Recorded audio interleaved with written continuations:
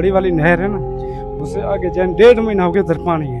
सब इलाके वालों से पूछे, इधर 10 दिन है मेरे ख्याल में पानी, इधर 10 तो 12 दिन। उधर हमारा एक घर है, हमारे घर में एक घर के 4 जगहों पे फैमिली है, जिधर जिधर लोग रह गए हैं। मैं अकेला इधर फादलपुर रहता हूँ। वो जहाँ से कितनी दूर